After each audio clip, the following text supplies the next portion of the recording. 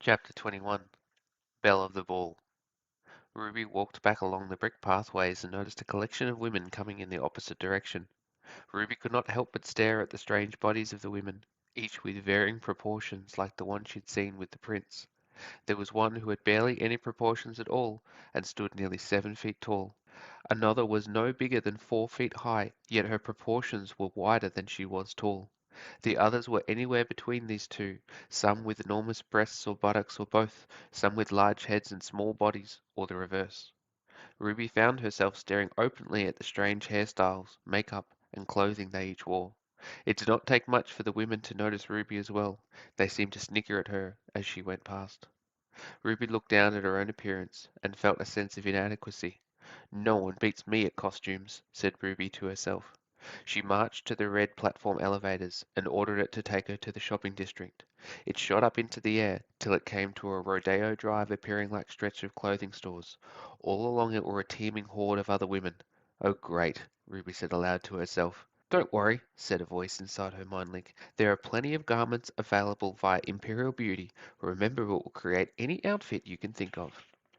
She felt enthused by the idea and decided to create herself something later, something no one in Imperial had ever seen before.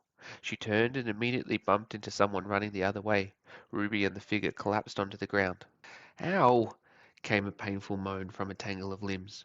Ruby collected herself and saw a long-legged girl laying on the ground next to her. "Are you okay?" said Ruby, despite feeling cross she'd been run into. I think so," said the girl, lifting herself off the ground and turning to face Ruby. She was a youthful girl around Ruby's age, bright round eyes, stubby nose, and innocent smile. "I'm sorry for running into you," she said in a tumble of words. "I was trying to get to the stone before all the other dresses were sold out, and I can't find anything, and then I have nothing to wear, and then I can't get to the ball," she said in a rush. Ruby picked herself up off the ground and offered a hand to help her up. "You and every other girl," Ruby said with a grin. A soft smile appeared on the young girl's face, and she took Ruby's hand, and she lifted her to her feet with ease. "My goodness, you are light," said Ruby, surprised by her lack of weight. "Thanks," replied the girl. "Had nearly every bone replaced, saving up to do my skull. Hey, I'm sorry, I didn't introduce myself. I'm Candy," she said with a smile. "Bones? Candy?" said Ruby, confused. "Did I hear you properly?" "Yeah, that's my name," said Candy, "'cause I'm sweet. Hey, what's your name?" "I'm Ruby," she said slowly. "You said you replaced your bones?" "Oh, yes, of course. Bones are far too heavy and very brittle.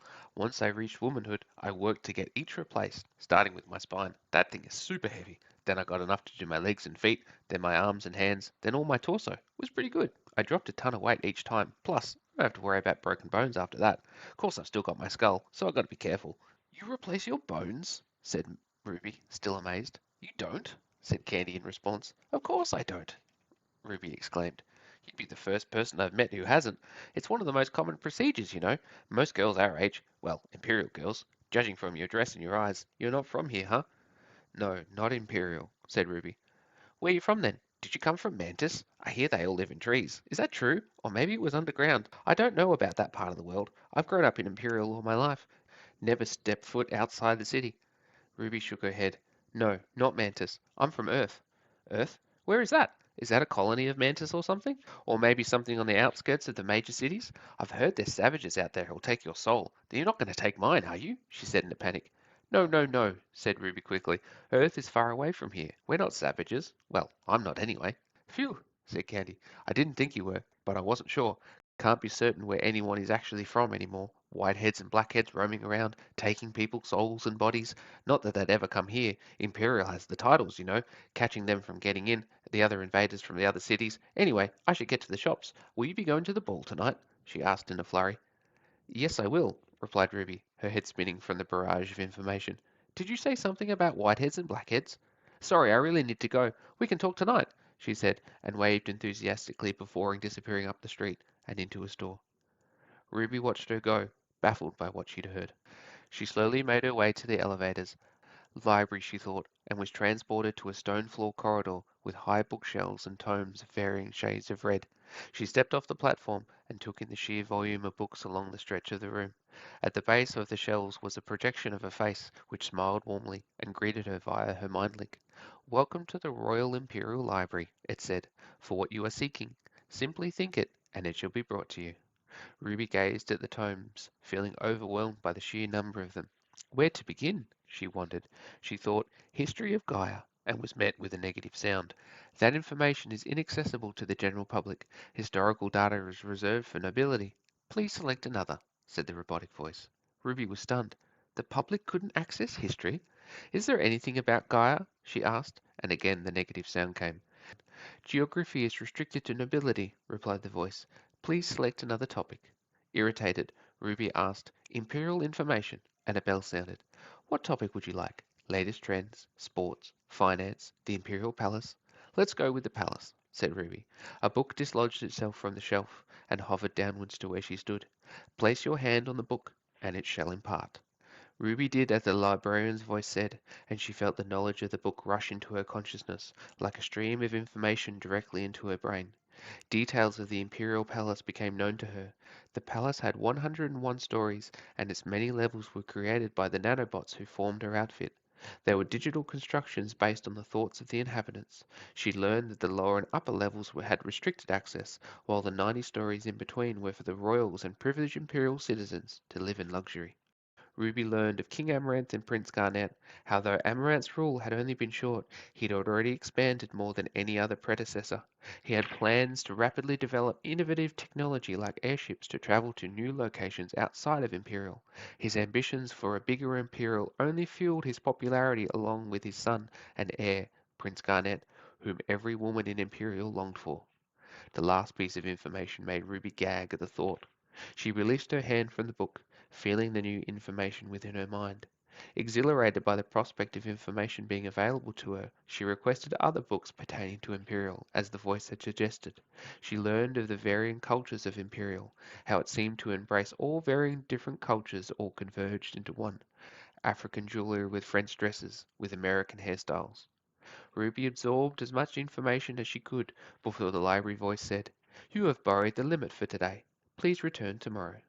Disappointed, but somewhat weary from the mind exertion of having the new information in her mind, she left to go back to her room and rest. Upon walking out of the library, she found the sun was beginning to go down. I've been at the library for most of the day, she thought to herself. She successfully navigated her way back to the long corridor that led to her room, where she heard a familiar sound of grunts and groans coming from an inside room. Peering in, she found another woman straddled atop the prince. This time, she was extremely long-limbed and had barely any womanly proportions at all. Disgusted, she was about to close the door when something sparkling caught her attention on the floor. There, just like the one she had in her pocket, was a small red ring on the floor. Dropping down out of sight of the occupants, Ruby crawled silently across the polished floor. Seizing the ring and replacing it with her own, she turned and headed back for the door when a hand struck across her backside. Ready to launch an attack, Ruby spun around and saw the long-limbed woman who'd been atop the prince standing above her. You keep moving that fat round thing out of here, she said crossly. You wait your turn like every other girl. Confused for a moment, Ruby feigned sadness and crawled out of the room and into the corridor. Bolting upright, she dashed along the remaining stretch and into her room, where she closed the door, panting heavily. Opening her closed hand, she studied the red ring. It was a lot more vibrant than that of the festivals. It shone and glittered in the afternoon sun before her eyes. She could see small scales upon the surface of the ring, and felt the outer edge, which was smooth one way and coarse and rough the other. She felt an urge to wear it upon her finger, a slight murmur within her mind link encouraging her to do it. She recoiled at the thought, like someone was in the room with her. It seemed like it was dangerous, as though it was forbidden. Ruby threw it onto the bed away from her, like it was alive. She stared at the ring before her, unsure of what she felt was actually happening or not. She circled the ring around the bed, watching it closely, as though it might come alive. After a few moments, she realized how ridiculous she was being, scared of a little ring. Whatever she'd heard must have been a glitch in her mind link. Deciding to leave it alone, she went to the three-way mirror to ready herself for the evening, knowing that the prince's lost ring certainly would upset him, or at least she'd hope so. Armed with the knowledge from the library and that of her own skills at costumes for music festivals, Ruby set to constructing a ball gown of red that would be the most elaborate creation she'd ever made before. With the nanobots interfacing with her mind link, she dreamed up a garment in her mind as she undressed. Lost in a trance, she summoned the bots towards her, their metal bodies weaving and threading the dress upon her body as she imagined it. A long ball gown stretched out from her waist, billowing out like a rose upside down, layered internally with petal-like fabric. On her feet were shiny red shoes that she'd seen in a movie once. Upon her body was a tight corset which exaggerated her breasts, but was not too gaudy. She wove long see-through sleeves that ran down her arms and interlaced over her fingers like gloves. She let the nanobot swim around her hair, lifting it up into a beehive-like shape that towered upwards like the Bride of Frankenstein or Marge Simpson. She imagined her makeup, thick eyeliner that matched the prominent lipstick. She complimented her appearance with a fragrance she imagined of roses her mother had grown in the garden when she was little. With her outfit completed, she viewed herself in the three-way mirror. My data does not contain any such designs as this, said the robotic voice. Ruby regarded herself, content with what she'd created. Glancing out the window, she saw the sun had almost gone down, the time having almost escaped her. A knock at the door caught her attention, to reveal King Amaranth, dressed in a red suit, entered and regarded her. My, he said, taking her in. I've never seen such a creature as you. Are you the same young woman I found wandering the desert? I am the same, said Ruby, blushing slightly. I've gotten dressed up, that's all. You've made good use of our technology, it seems. One would marvel at the wonderful creations you could make, Ruby, he said. What are you doing here? She asked. I am to escort you to the ball, of course, he said. The prince would do it himself, but he's recovering from his sampling of the other delicacies before the event, he said, somewhat angry. Ruby recalled what he'd seen, and then her eyes flashed to the bed, the red ring still sitting there. I've just got to get my necklace, said Ruby, and darted to the bed, snatching the ring up and summoning the nanobots to make her a necklace. She slipped the red ring onto it and tied it around her neck, which hung at the top of her cleavage. That ring looks very familiar, said Amaranth, noticing as she turned around. Did you make it? I did, lied Ruby. It is the splitting image of our edge. I must say you have a wonderful eye for detail, Ruby. The attendees at the ball will undoubtedly recognize your appreciation for the significance, lest their eyes stray from it unwillingly, he said with a laugh. Ruby's heart went to her throat. I'm wearing the edge of Imperial, she thought. We should be on our way, Ruby, said the king, breaking her thoughts. It would not be wise to be late for such an important event. He opened the door for her and offered his arm. Ruby took it somewhat trepidatiously and walked along the corridor with him. How have you found your stay so far? Asked the king. Your palace is quite remarkable, said Ruby. The digitization of physical environments based on the user's thoughts is very impressive. I wonder if there has been any place it cannot create. Oh yes, several times, said Amaranth. Having guests from all corners of Gaia has led to several problems, such as the bathing pools of Eminence or the treetop houses of Mantis. The nanobots either have made something the guests did not ask for, or couldn't make it at all. Forbidden places result in an error, such as the grey, or the upper and lower parts of Gaia. How did you come to know about this so quickly? Ruby told him about the trip to the library. Scholarly as well. You are indeed brains and beauty. They turned the corridor and came to a large room where other women were gathered, a waiting room of sorts, Ruby surmised. The girls all curtsied at the sight of the king, who nodded back. I will leave you here with the others, said the king to Ruby. Once the preparations have been completed, you will be led inside, he said loudly to the others. Please wait here. The evening will commence shortly. He nodded to Ruby and let himself inside. Ruby felt the eyes of the other girls upon her as she stood alone, their varying sizes and proportions making her uncomfortable in her attire, even with her own ample flesh on display. More women came to join, along with a familiar face Ruby instantly recognized. Candy, said Ruby, waving at her. The young girl stopped and gawked at Ruby, unsure of who it was. It's me, Ruby, she said, coming over to her. Oh my goddess, Ruby, said Candy in disbelief. You look incredible. Wow. How did you make this? Where did you make this? What design? I haven't even something like this before. Is it yours? Did you find it? I know other girls have got a lot of money, but this is Candy, said Ruby with a laugh trying to get a word in. This is something I made. Ruby regarded the young girl before her. She wore a simple red dress with high boots and a flower in her hair. You look lovely as well, said Ruby, commenting on her appearance. This is all that was left. It'll do, I suppose. Not really any hope for me being selected tonight anyway, she said, somewhat forlorn. What do you mean selected? Said Ruby, puzzled. What do you mean, what do I mean? Said Candy. You know what tonight is, right? Yeah, it's a ball, and the prince turns up and we all have a dance, guessed Ruby, not actually knowing what the evening was about. Oh, Ruby, I hate to break it to you, but this isn't any ordinary ball. This is the gathering of the most prospective brides in all of Imperial. Brides? Did you say brides? Stammered Ruby. That's right. Prince Garnet wants a queen.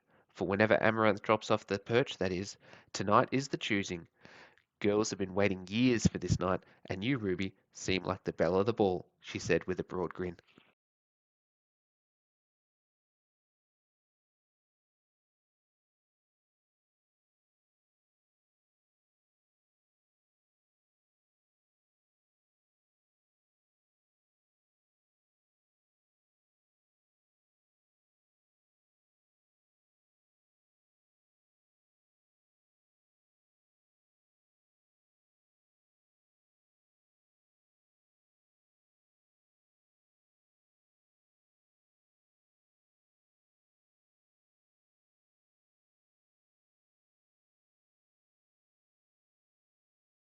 Ruby felt proud of her creation, and felt she had a better outfit than the other women.